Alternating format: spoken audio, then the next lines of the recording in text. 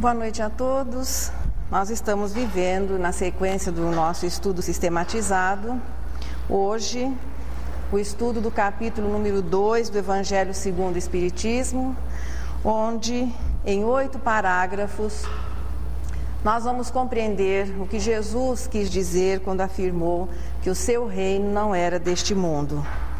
Aqui nós vamos encontrar textos do Novo Testamento, os comentários habituais de Kardec e nas instruções dos Espíritos, apenas uma mensagem, a mensagem de um Espírito que poderíamos assim, segundo a classificação lá do céu e o inferno, nós poderíamos assim classificar como Espírito mediano, já que os demais participantes nas instruções dos Espíritos no Evangelho são os bons espíritos, espíritos já de uma ordem mais elevada.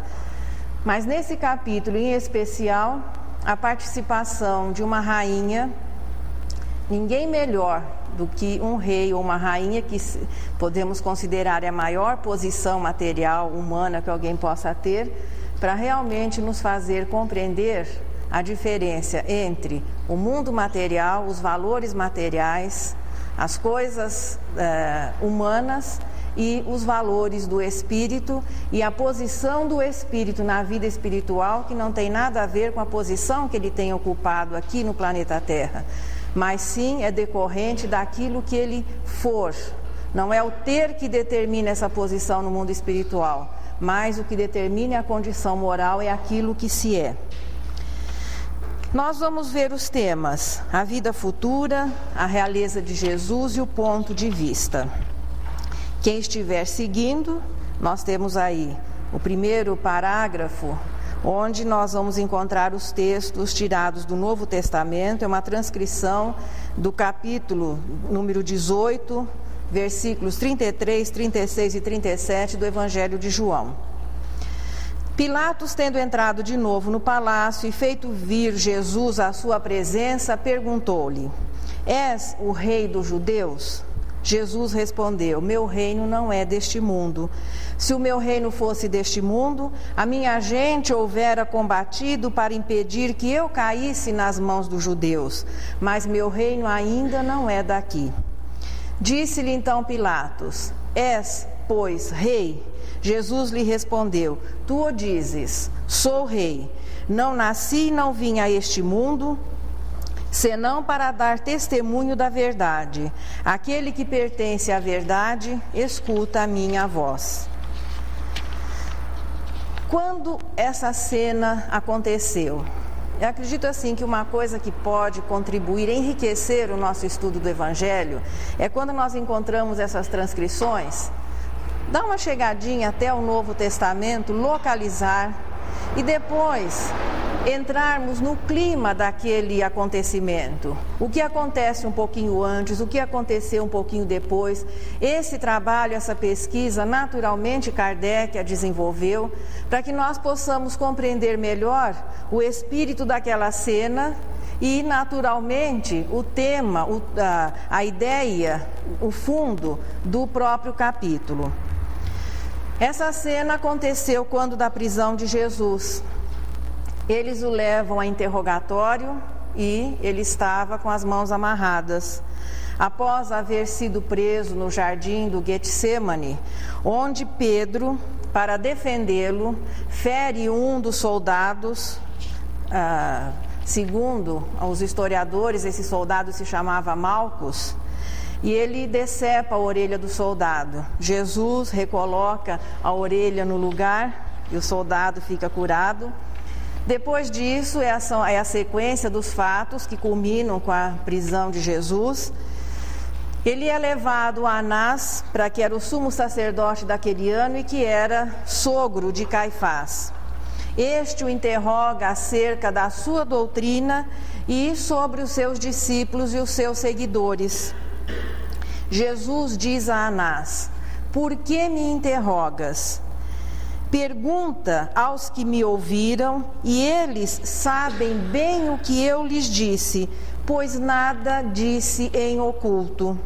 Nesse momento, um soldado esbofeteia Jesus e ele então pergunta: se falei mal, acusa-me do mal.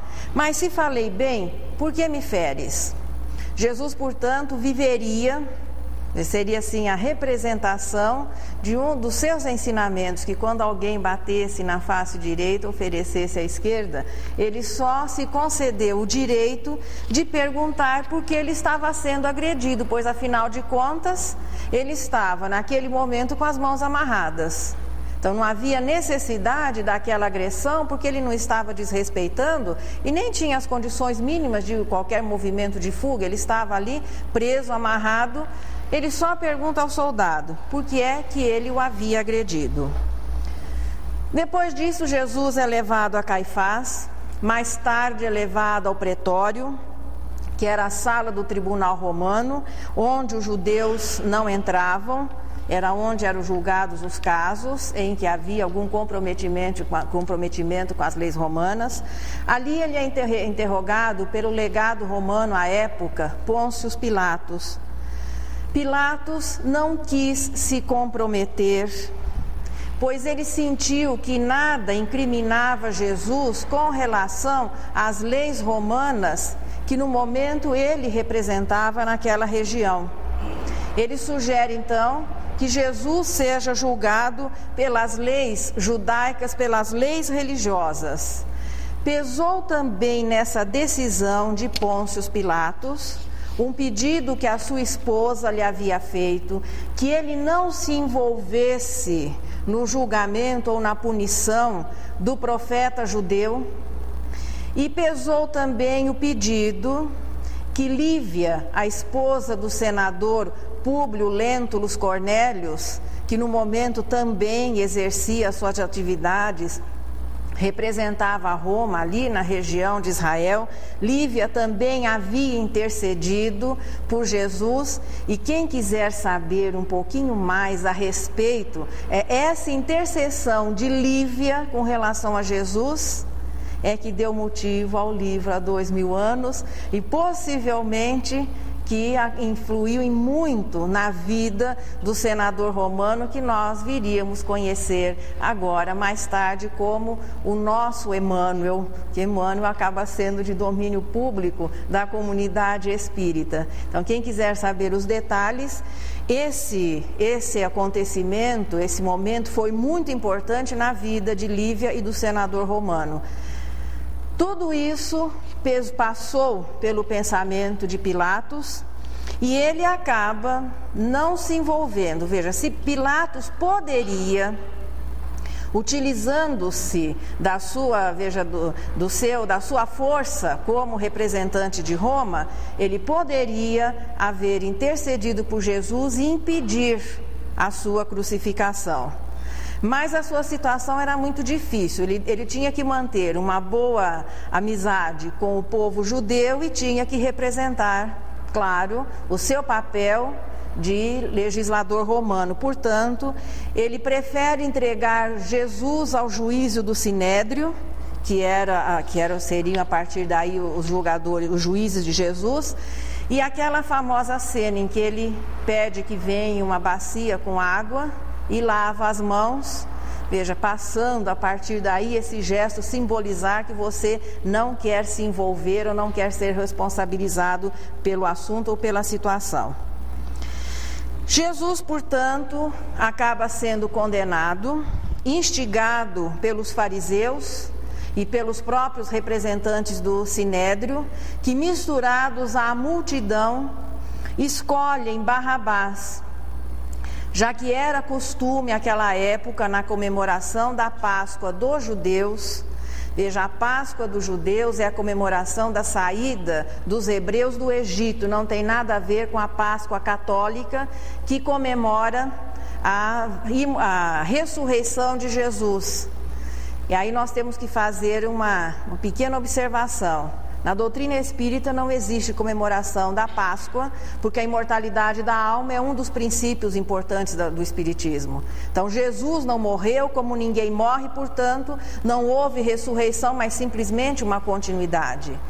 Então, na comemoração da Páscoa dos judeus, fazia parte dos costumes, das tradições, que se concedesse a liberdade a um prisioneiro. Jesus é levado, depois de haver sido supliciado, ele é levado, é apresentado ao povo. E Barrabás, que era um assaltante, também é levado, e o povo instigado, envolvido, poderíamos dizer até enganado, pelos fariseus e pelos representantes do Sinédrio, acaba escolhendo Barrabás e Jesus, e continua o seu processo que culminaria com a sua crucificação. A crucificação, além de ser um dos tipos de pena de morte, ela trazia também um estigma, porque era reservada não apenas àqueles que merecessem morrer, que eles considerassem merecedores da morte, mas era uma morte desonrosa, era reservada aos piores bandidos, às piores pessoas. Portanto, Jesus, além de ser sentenciado à morte, teve uma morte, segundo os padrões da época, considerada desonrosa. Em muitas ocasiões, Jesus se referiu à vida futura. Esse encontro de Jesus com Anás, que era no momento era o sumo sacerdote daquele ano, já havia acontecido ao começo do trabalho de Jesus. Ele estava visitando o templo de Jerusalém, sentado nas escadarias do templo, junto a alguns dos seus discípulos, quando Anás passa e o interroga, e ele no momento fala a Anás a respeito do reino que ele vinha anunciar. Um reino que não era deste mundo. Ali fica claro no diálogo que se estabelece com Anás ao começo do trabalho de Jesus, que ele sempre se dizia representante de alguma coisa que não era exatamente relativa aos padrões daquilo que se conhecia na terra até então. O que é que o pessoal naquela época, a maioria das pessoas podia assim, qual a ideia que eles teriam do que fosse o mundo? Hoje, quando nós falamos o mundo, nós já visualizamos assim o planeta Terra, a sua forma esférica, como sendo um dos corpos celestes desse universo infinito. Algumas pessoas naquela época tinham essa noção, algumas, poucas. A maioria não tinha muita noção do que fosse o mundo, quanto mais a diferença entre matéria e espírito, ou quanto mais a existência de alguma coisa que estivesse além do espírito.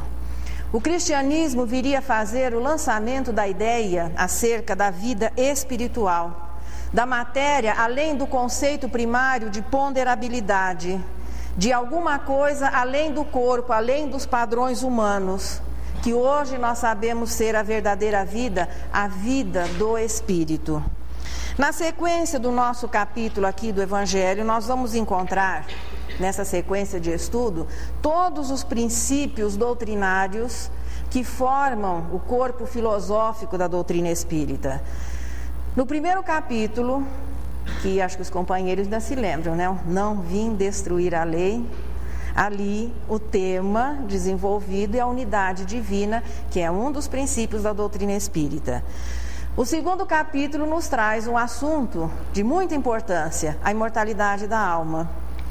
E no decorrer da nossa sequência de estudos, nós vamos ver que todos os princípios espíritas fazem parte da filosofia do cristianismo. E não como algumas pessoas, às vezes, afirmam, dizendo que a doutrina espírita não tem base no cristianismo.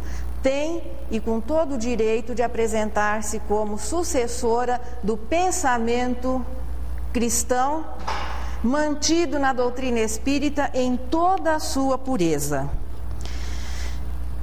O cristianismo, a filosofia que Jesus viera trazer e viver, porque o problema de vir revelar ao mundo o amor não era apenas daquilo que ele ia falar com as pessoas, mas era o pensamento purificado que em nenhum momento tivesse alguma flutuação, alguma dificuldade em viver o amor até assim de maneira absoluta.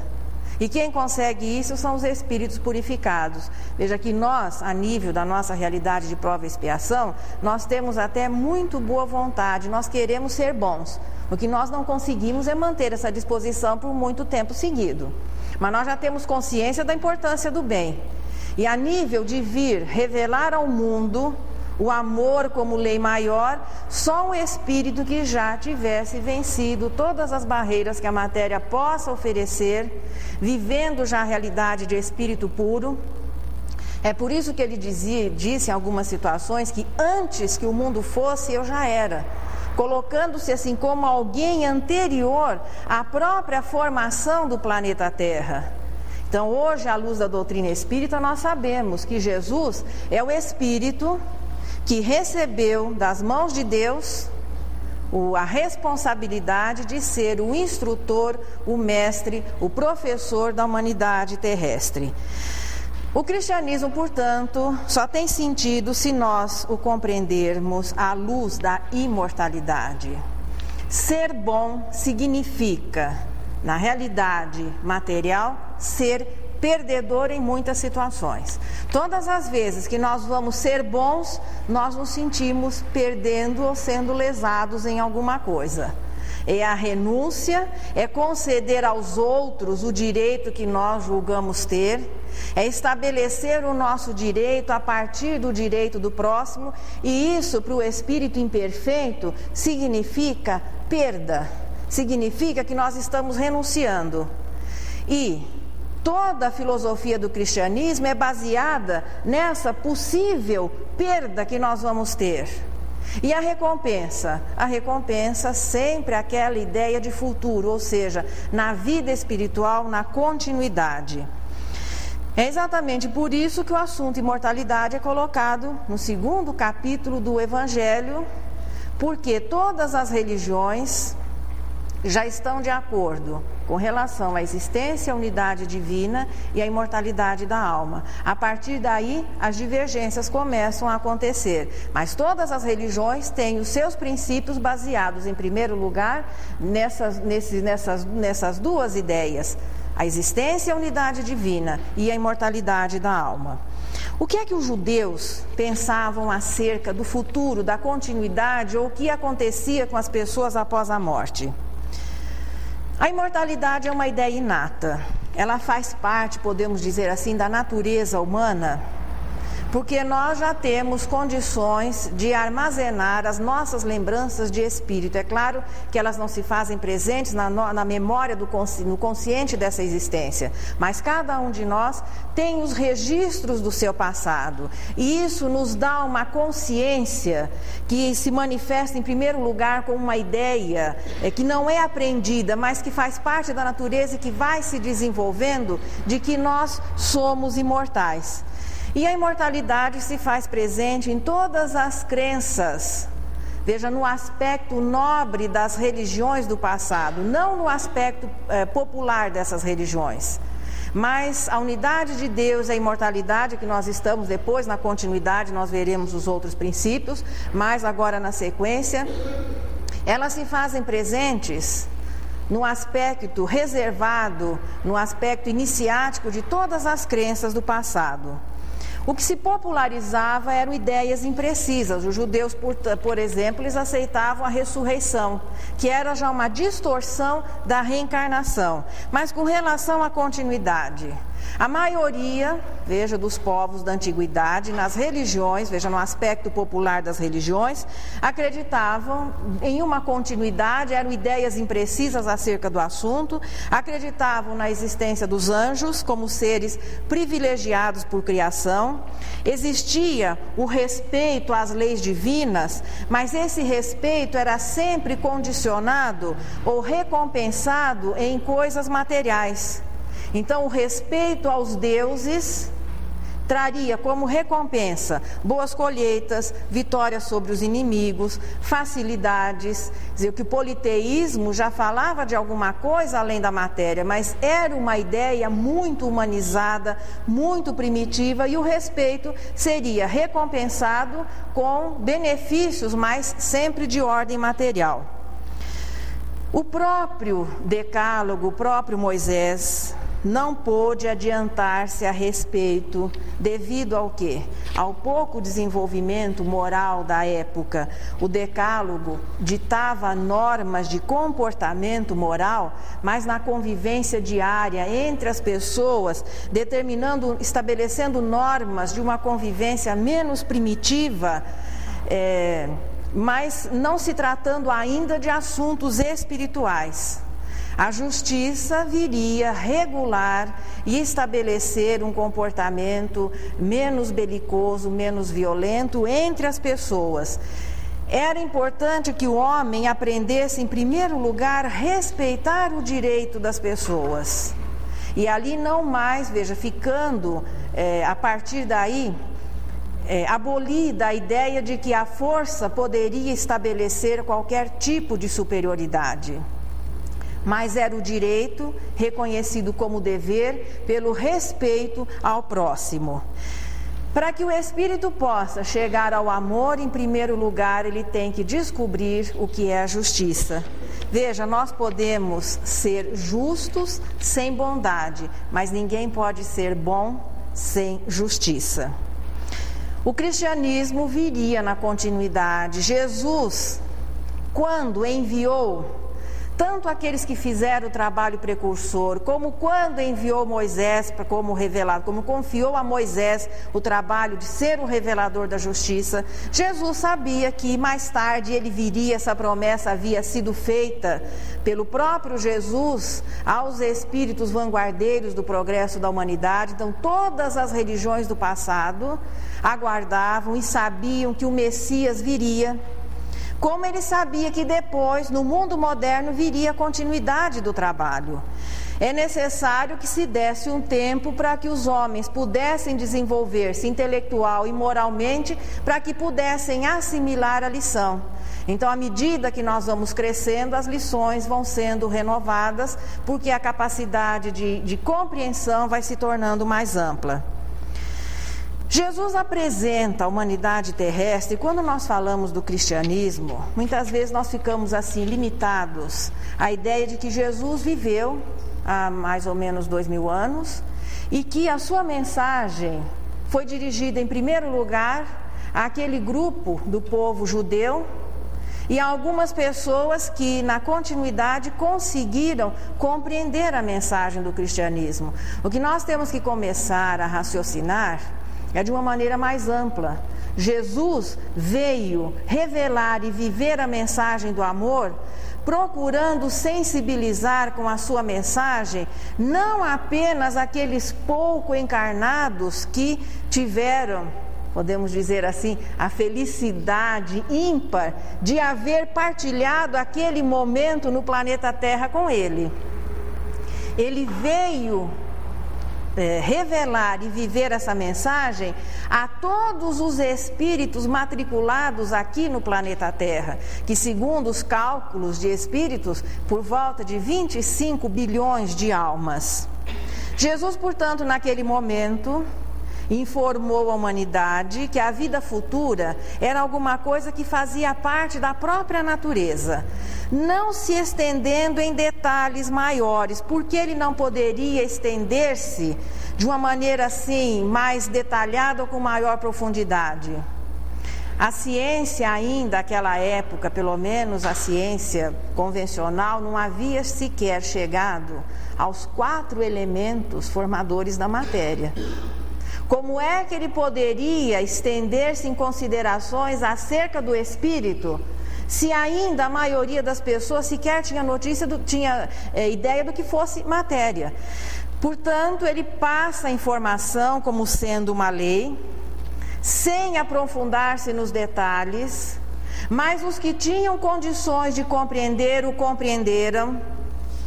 Tanto que na convivência com os discípulos, muitas vezes nas perguntas que eles fazem, sente-se que da parte deles e de aqueles que foram se tornando cristãos, havia a compreensão da imortalidade, da existência de um mundo espiritual, de uma continuidade da possibilidade da reencarnação. Mas isso não conseguia atingir no momento ou sensibilizar a maioria. Muitos espíritos conseguiram mesmo que a maioria deles não tivesse conseguido alcançar a profundidade da ideia, mas assimilaram e passaram, veja, a demonstrar uma fé, uma força, uma firmeza, a que nós vamos chamar de fé tão grande, a ponto de darem a vida por essa ideia, para que hoje nós estivéssemos aqui relembrando e revivendo um pouquinho desse momento. A certeza dessa continuidade era tamanha que muitos partiam com verdadeira alegria para os sacrifícios que aconteceriam depois, certos de que eles estariam com Jesus, que eles estariam no mundo espiritual. Não que todos aqueles que foram sacrificados como cristãos fossem cristãos ou tivessem o mesmo nível de compreensão, mas grande parte tinha convicção tranquila de que estavam partindo para uma nova vida. O que fica claro nas lições do cristianismo é que a vida futura é uma realidade e que essa continuidade era uma certeza, se não detalhada, se não esmiuçada, mas o suficiente para levar as pessoas à compreensão e à firmeza de convicções. Quem vai se familiarizando assim com os textos evangélicos, parece que muitas vezes é uma maneira diferente de expressão, algumas coisas meio não tão comuns hoje, mas principalmente Jesus tinha uma maneira meio estranha, muitas vezes, de conversar com as pessoas. A pessoa perguntava uma coisa, parecia que ele estava respondendo outra. Ele responde a Pilatos: sou rei, mas não deste mundo. Eu fico pensando hoje, qual a ideia que Pilatos teria do mundo? Porque era um rei, ele sabia, porque ele estava, claro, representando o Império Romano lá entre o povo judeu. Mas quando Jesus disse: olha, eu sou um rei, Jesus não se parecia em nada com César, Augusto, Tibério, que eram os imperadores que possivelmente ele havia conhecido.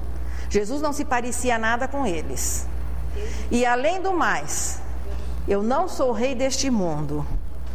Pilatos deve ter ficado muito confuso, e pelo sim ou pelo não, lembrando-se do pedido da esposa, lembrando-se do pedido de Lívia, ele achou melhor não envolver-se, o que também não melhorou muito a situação da sua consciência quando vamos considerar que o espírito Pilatos caiu em si e viu a oportunidade que havia perdido. Mas Jesus diz: sou rei, mas não deste mundo.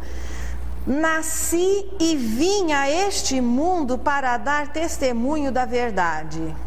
Aqui fica claro que ele se colocava como alguém além do planeta Terra, ou fora do planeta Terra. É como se nós disséssemos assim: olha, eu vim a esta casa para trazer essa informação, mas ficando claro que você tem outra casa, que veio de outro lugar, que tem outras informações. Fica bem claro ali que Jesus falava acerca de um mundo ou de uma situação que a maioria das pessoas ainda não tinha condições de compreender.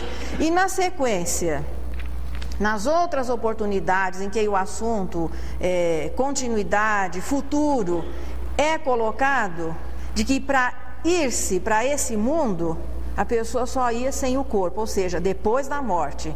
Não era alguma coisa, não era um lugar, era uma dimensão, hoje nós temos a palavra correta, em que as pessoas iam, mas depois que deixassem o corpo físico. Jesus, portanto, em muitas oportunidades expressava-se como ser humano. E muitas vezes ele se referia assim, parece que ele usava duas identidades. Ele se identificava como filho do homem, tendo uma identidade material, filho de José, filho de Maria. E muitas vezes ele se identificava como filho de Deus. Como filho do homem, ele reforça o respeito que se deva ter às leis humanas, quando lhe apresentam a moeda com a efígie de César, esperando que ele fosse sugerir uma revolta ou desobediência, ele fala: não, vocês devem respeitar as leis vigentes, ou seja, dar a César o que é de César, que no momento era a lei maior para o povo judeu. Ali não estava se questionando se a lei romana para os judeus era correta ou era de direito ou não, mas ele sugeria que se respeitasse. Em outros momentos, ele se posiciona de uma maneira clara como espírito imortal. Sou rei, mas não deste mundo. Vim a este mundo para dar testemunho da verdade. Em uma conversa final com os seus discípulos, quando eles estavam comemorando a Páscoa dos judeus, em que ele conversa, os anima, sente-se um carinho muito grande que ele demonstra por todos eles, porque ele sabia que o seu tempo estava terminando. Ele afirma com toda tranquilidade: vou preparar-vos o lugar.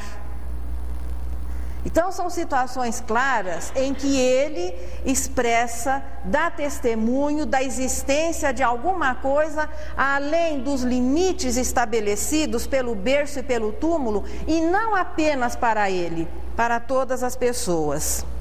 É a linguagem natural daquele que se sabe espírito imortal, no momento, posicionando-se como não havendo participado, feito a sua evolução no planeta Terra, vinha aqui para dar testemunho e informar. Jesus não veio aprender nada no planeta Terra, mas veio mantendo a sua identidade de cidadão purificado do universo, e não apenas um espírito terrestre.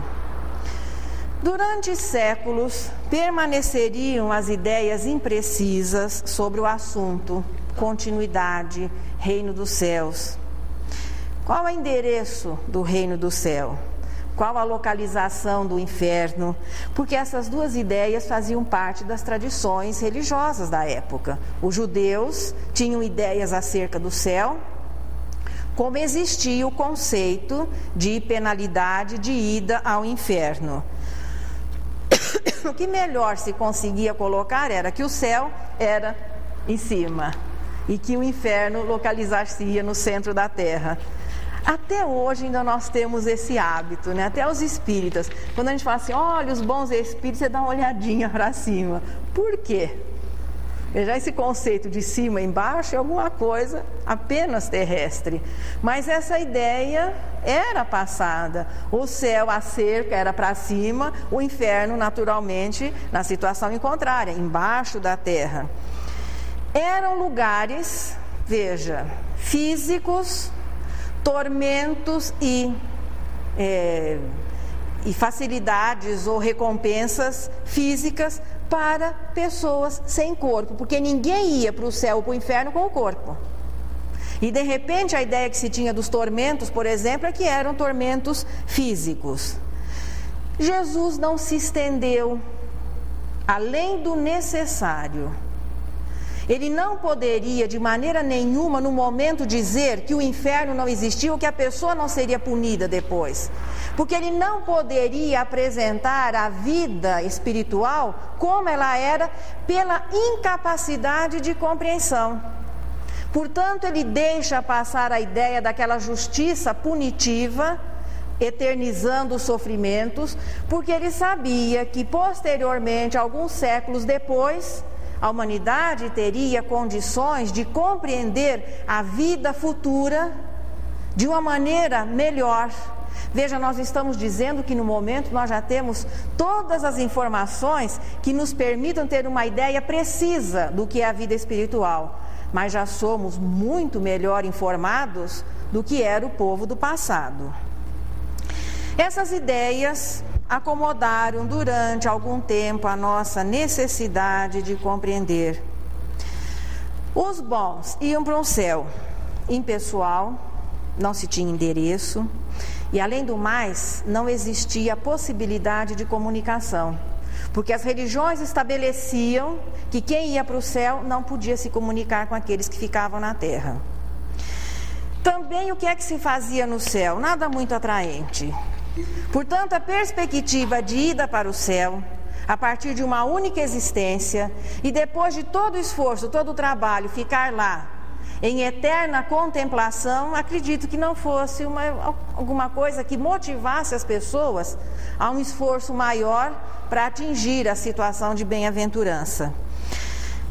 O céu era a morada de Deus, era o reino de Deus, a morada dos anjos, mais tarde a morada dos santos e das pessoas que conseguissem alcançar o reino a partir de uma única vida que teria que ser muito produtiva. Quem não conseguia ir para o céu, com certeza iria para o inferno.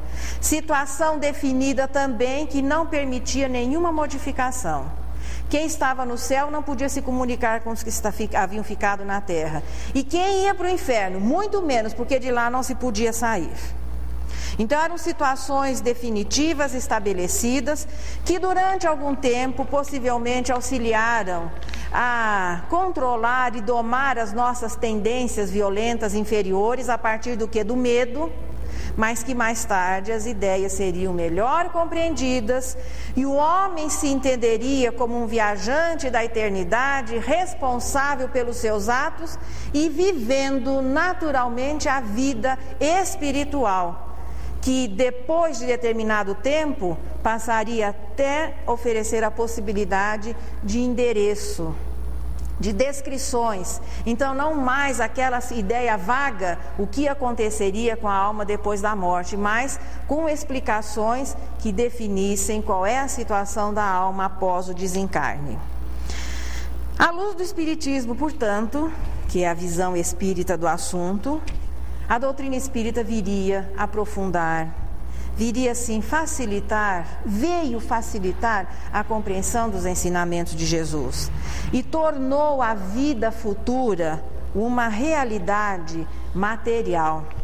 Eu coloquei a palavra material aqui, porque hoje nós já compreendemos que a dimensão dos espíritos é a dimensão dos fluidos, e fluido é um dos estados da matéria, ainda não exatamente considerado pela ciência, mas que nós já sabemos, a ciência já aponta a matéria num estado também de imponderabilidade e ainda sendo considerada matéria. Portanto, a vida futura, a dimensão do mundo dos espíritos, veja, a dimensão do perispírito não é mais uma questão de crença ou de hipótese filosófica.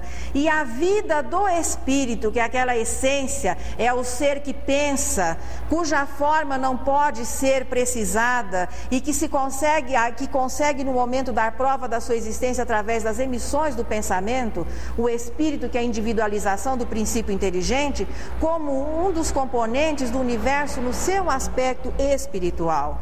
O que ficou bem claro nessa continuidade e agora melhor explicado pela doutrina espírita é que as almas dos homens ou os espíritos continuam. Primeira coisa, cessada a vida física, continuamos a pensar. Para pensar não se precisa ter corpo. Continuamos a viver. É um conceito além, veja, do conceito de vida apenas vitalidade. Mas vida no sentido mais profundo. Se continuamos a pensar e continuamos a viver, podemos trabalhar, estudar, construir, sonhar, amar. O espírito não perde a sua individualidade ou sua identidade porque ele deixa o corpo. O corpo nos confere uma identidade temporária, mas como espíritos nós temos a nossa verdadeira identidade. De vago e impreciso, veja, de uma ideia vaga e imprecisa, o futuro transformou-se a partir do cristianismo e depois com melhor compreensão a partir da doutrina espírita, em uma dimensão tão real, mais real do que essa que nós temos aqui no planeta Terra, que nós nos sentimos assim bem, porque a ideia do concreto, né, o espírito imperfeito se sente bem encarnado, se sente bem vivendo as experiências materiais, só que tudo que é matéria é temporário. Portanto, a vida espiritual, a verdadeira vida, a vida real, que tornou a nossa identidade humana transitória e o nosso endereço do lado de cá temporário. Porque o nosso verdadeiro endereço, de acordo com a nossa condição moral, é o lugar onde nós estaremos habitando e de onde nós viemos, ou seja, o mundo espiritual. Por que só agora, ou melhor, a partir de 1857? a partir de 1857, nós já estávamos vivendo os tempos contemporâneos, já recebendo aquele ar de modernidade, a liberdade que a ciência passa a ter para que ela possa progredir e explicar melhor as coisas. Se à época de Jesus a humanidade ainda não tinha noção da existência de os quatro elementos que foram, assim, foi a primeira informação oficial que a ciência nos deu para explicar a matéria, nós já vivíamos a realidade de começar a compreender que a matéria não se resumia àqueles quatro elementos. Mas já estávamos caminhando para a descoberta dos elementos básicos que formam a matéria. Portanto, conceitos de matéria já estavam sendo estabelecidos, definidos. A humanidade já começava a compreender o que era a matéria. Portanto, quando se começasse a falar do espírito, haveria uma facilidade maior de compreensão. Kardec coloca em Obras Póstumas que para que a pessoa possa ser espírita, tem que dois os critérios: boa vontade e maturidade. Não é a maturidade, idade cronológica de uma reencarnação, é maturidade de espírito, que se vai conseguindo nas experiências sucessivas. Quem é que teve maior facilidade de compreender Jesus? Certamente aqueles que compreenderam os seus precursores, aqueles 600 anos antes da humanidade, certamente aqueles que foram se agrupando, espíritos que não faziam parte do processo evolutivo da Terra, mas que vinham na função de missionários. Então, aqueles que já tinham um coeficiente moral maior, que já tinham um coeficiente intelectual pelas experiências anteriores de compreender o que Jesus estava afirmando. Quem é que no momento tem condições de compreender melhor a mensagem espírita? Aqueles que têm sido melhor informados e melhor vividos nessa sequência de reencarnação. Não é privilégio. Isso está à disposição de todas as pessoas. E não é com o tempo que se consegue isso exatamente, mas é resultado de um melhor aproveitamento. Portanto, para se compreender os princípios, veja o que é a vida, maturidade e boa vontade, foi necessário que se esperasse um desenvolvimento da humanidade para que os espíritos pudessem nos informar e provar a existência desse mundo espiritual, que já fazia parte das religiões, mas eram ideias imprecisas e que muitas vezes levavam uma crença cega. Então, compreender-se e aceitar-se mais pelo temor do que exatamente pela consciência daquela realidade. No parágrafo número 3 do Evangelho, quem estiver seguindo, ali Kardec faz um comentário interessante. São as testemunhas oculares que descrevem, veja, esse mundo espiritual nas suas fases todas e em todas as suas peripécias, veja, os acontecimentos da vida dos espíritos, e de tal sorte que, além de impossibilitarem qualquer dúvida a esse propósito, facultam a mais vulgar inteligência a compreensão de um mundo espiritual, um país cuja descrição pormenorizada se leia. Aí nós podemos pensar um pouquinho, bom, se existe uma organização material, veja, já que o perispírito, o revestimento natural do espírito ainda é matéria, segue-se que deva existir uma organização moral. Deve existir uma organização familiar, social, econômica. Posteriormente, os espíritos viriam nos trazer maiores detalhes acerca do assunto. Mas a primeira mensagem que oficializa a existência dessa realidade espiritual, e partindo de um espírito simples, poderíamos considerá-lo assim com todo respeito, mediano, não era alguém altamente espiritualizado, era simplesmente uma pessoa que havia tido uma posição de superioridade aqui, havia sido rainha, embora ela afirme na mensagem que essa posição não a acompanhou até o túmulo, então possivelmente ela perdeu a posição de rainha antes de desencarnar. E a surpresa que ela tem ao deparar-se no mundo espiritual com muitos daqueles que haviam sido seus súditos em posição de superioridade. Porque as religiões a essa época não deixavam isso muito bem claro. Desde que você pudesse contribuir, desde que você pudesse comprar a justiça divina, estava assegurado uma posição de superioridade no mundo espiritual. E o que a rainha de França vem trazendo, por isso nós consideramos essa mensagem especial dentro do Evangelho. Ela vem mostrar que a posição humana, o dinheiro, os valores, não influem em nada na nossa situação no mundo dos espíritos. Tudo que se diz respeito ao espírito tem a ver com a condição moral. O ter é substituído pelo ser. E isso tem que começar a ser desenvolvido aqui. Não é na situação de espírito que nós vamos realizar essas conquistas. Na vida espiritual nós aprendemos, nós reciclamos os nossos conhecimentos, nós convivemos, fazemos avaliação, fazemos planos. Mas o laboratório é assumindo um corpinho e vindo viver as experiências, tudo aquilo que nós passamos a compreender melhor, depois aqui, vivendo todas as experiências, as passagens, as alegrias, os dissabores da vida material. Na alfândega da vida, quando se retorna, a tudo que se aplique o verbo ter, fica.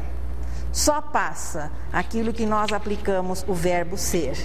E infelizmente ainda nós investimos no verbo ter e esquecemos de investir no verbo ser, e depois a gente fica chorando na hora do desencarne, desesperado, com a consciência, meu Deus, por que eu não aproveitei mais? Compreendendo isso, Deus que não tem pressa, quem deve ter pressa somos nós. Tudo bem, não aproveitou nessa, meu filho, você tem tantas existências quantas forem necessárias. Inteligente é aquele que começa, claro, a encurtar o tempo das experiências inferiores. A importância de se compreender a vida sob essa ótica, imortalidade, responsabilidade, futuro, continuidade, é uma só. É que durante a existência material, nós não nos esquecemos de que somos espíritos. E procurarmos viver dentro dos padrões reais do que é ser espírito. É viver a moral universal, que é o amor a Deus e o amor ao próximo. Bem, da verdade, não é muita coisa. Nós temos realmente que aprender a assimilar apenas uma única lei, que é a única com a qual Deus criou e mantém o universo. Nós vamos ter que compreender e viver o amor e sublimar a nossa inferioridade, que é simbolizada no orgulho e no egoísmo, na humildade e na fraternidade. Não é muito, é? 3 coisinhas: aprender uma lei e desenvolver a humildade e a fraternidade. A doutrina espírita, posicionando o indivíduo como alma imortal aqui durante uma reencarnação, faz com que o nosso pensamento seja mais amplo. Então, a visão de quem se sabe um espírito temporariamente envergando uma identidade material é muito diferente do que aquele que tem uma visão materialista da vida, que o leva a viver com maior intensidade aquilo que a vida no momento pode lhe oferecer. Hoje essa facilidade se torna maior. Se Jesus teve, não dificuldades dele, mas teve dificuldades em, no momento, poder aprofundar a ideia do que era a vida futura, hoje nós temos facilidades maiores.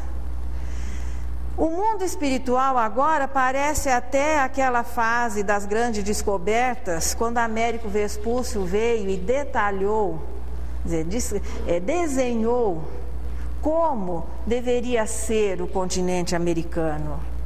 E o Novo Mundo passou a ser conhecido como, veja, uma realidade onde existiam pessoas, onde existiam praias, onde existia uma população. E o desenho de tudo aquilo.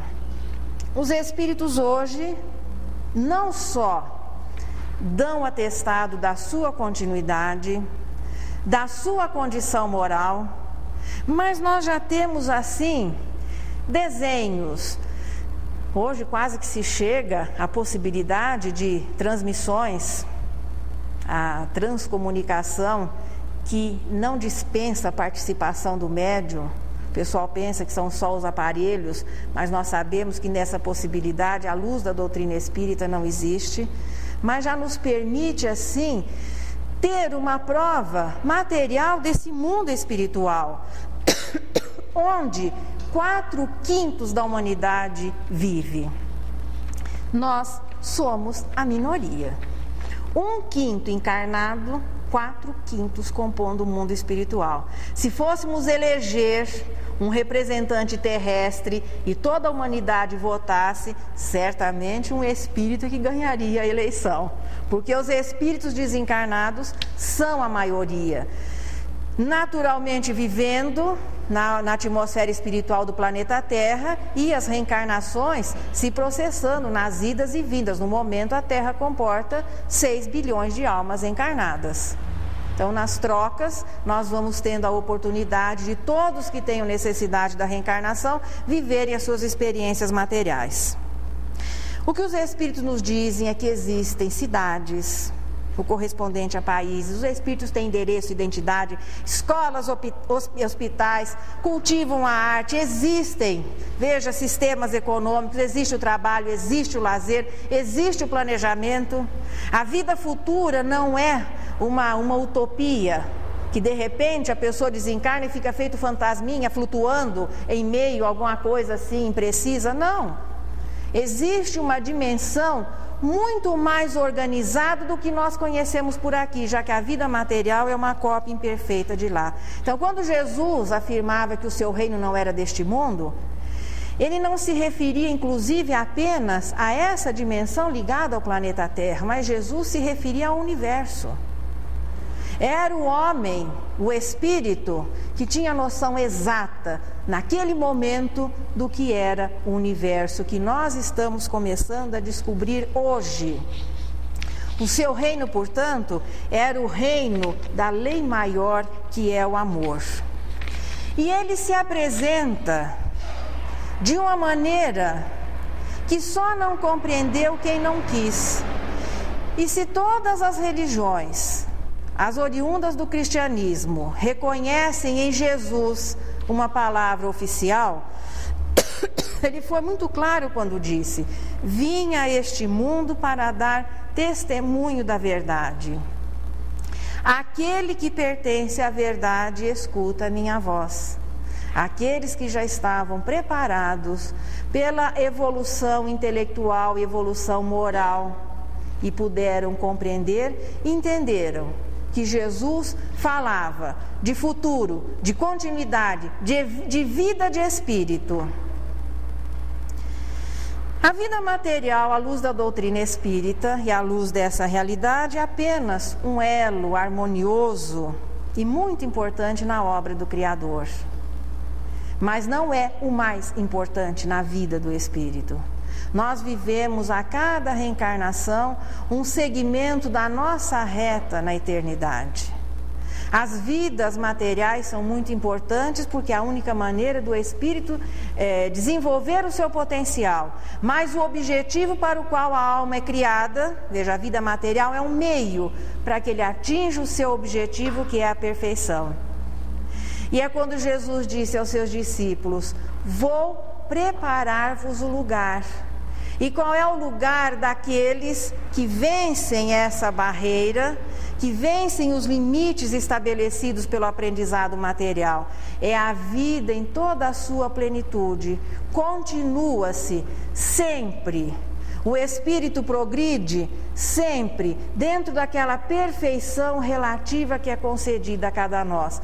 Cada vez mais vivendo as leis divinas e cada vez mais usufruindo a felicidade, que é o objetivo para o qual a alma foi criada. O reino de Jesus, portanto, não se limitava, veja, àquela situação pobre de um planeta apenas, mas é o reino do bem, é o reino do amor, e essa é a única lei com a qual o universo se organiza e se mantém.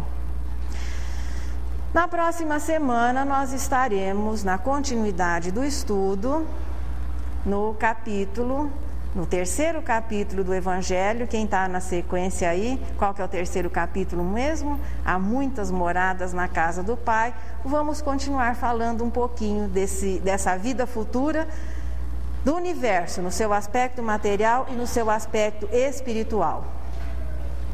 Para todos nós, quando ela nos chama de alma querida, faz muito bem, né? Então, Maria Dolores, hoje, o título da poesia é Escuta, alma querida. Escuta, alma querida. Se alguém te apedrejou o coração, não plantes ódio na alma contundida, nem prantees em vão. Sustenta no caminho da esperança o perdão por dever. Não te des a vingança. Esse alguém vai viver. Dá sublimado amor que o mundo não descreve. E se alguém te despreza com mentiras, não repliques de leve, nem lamentos profiras. Segue à frente na paz em que te escondas, abraçando a humildade por prazer. Por maior seja o insulto, não respondas. Esse alguém vai viver. Seja onde for se alguém te suplicia sob golpes brutais, não reclames, não percas a alegria, nem te azedes jamais. Acende a fé no peito sofredor e procure esquecer. Infeliz de quem ri na capa de agressor, esse alguém vai viver. Escuta, alma querida, quem ofende ou se põe a revidar, atira fogo e lama a própria vida. Compra fel e pesar. Cultiva a compaixão serena e boa. Envolve todo o mal em bem-querer. Ai daquele que fere ou atraiçoa.